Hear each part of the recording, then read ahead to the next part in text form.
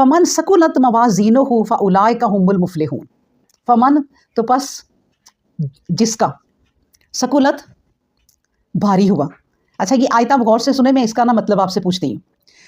फमन तो जिसका, सकुलत भारी हुआ, मवाज़ीनुहु वज़न यानी कि उसका पलड़ा, मवाज़ीनुहु उसके पलड़े, फ़उलाइका तो बस ये लोग हैं हुमुल मुफ़्लिहून जो फलाह पाने वाले हैं।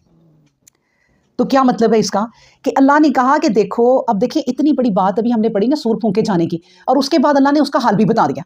आप ये गौर करें कि अल्लाह अपने बंदों पे कितना मेहरबान है कि मैशर तो बहुत बड़ा होना है, हशर का मैदान तो बहुत बड़ा होना है और उसमें ये सूर फूंका जाएगा, लेकिन उसका हाल भी तुम्हें बता दूं कि क्या होगा, कि उसकी तैयारी कर लो।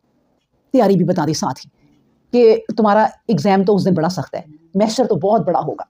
वो मैदान मैशर का जो नक्शा खींचा है वो अल्लाह ने बता दिया, लेकिन उसमें जो हल है ना कि आपने कामयाब कैसे होना है वो बता दिया। कैसे कि फमन तो पस जिसने, आगे क्या है, सकुलत, क्या मतलब है इसका, भारी हो गए, जिसके भारी हो गए। अच्छा क्या भारी हो गए, पलड़े, क्योंकि वो रखा जाएगा मीज़ान, मीज़ान रखा जाएगा, जिसके पलड़े भारी हो गए, और भारी किससे होंगे, अमाल से, नेकियों से। तो फ़उलाइका हुमुल मुफ़्लिहून, उस दिन वो कामयाब हो जाएंगे, उस दिन वो बच जाएंगे। इसलिए ना नबी करीम सल्लल्लाहु अलैहि वसल्लम कहते हैं कि किसी एक नेकी को भी, मामूली से मामूली नेकी को भी मामूली ना समझो, क्योंकि किसी वक्त आप जब ने आपने देखा होगा कि कोई तोलने वाला जब तोलता है आपके सामने, तो आखिर में वो चुटकी चुटकी डाल रहा होता है। वो चुटकी की कितनी अहमियत है कि जब उसने चुटकी डाली तो उसका पलड़ा पूरा नीचे चला गया, यानी कि बराबर हो गया। तो वो जब तक वो चुटकी आखिरी नहीं डली थी तो उसका पलड़ा नीचे नहीं हो रहा था। इसलिए किसी भी नेकी को मामूली ना समझो। जो भी नेकी दिल में आ रही है वो आप समझ रहे हैं इस मेरी नेकी से क्या बन जाना है, वो कर डालो।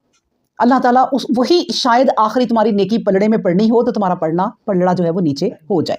इसलिए अल्लाह ने कहा कि अपने पलड़ों का इंतज़ाम करो, उनको भारी करने का इंतज़ाम करो।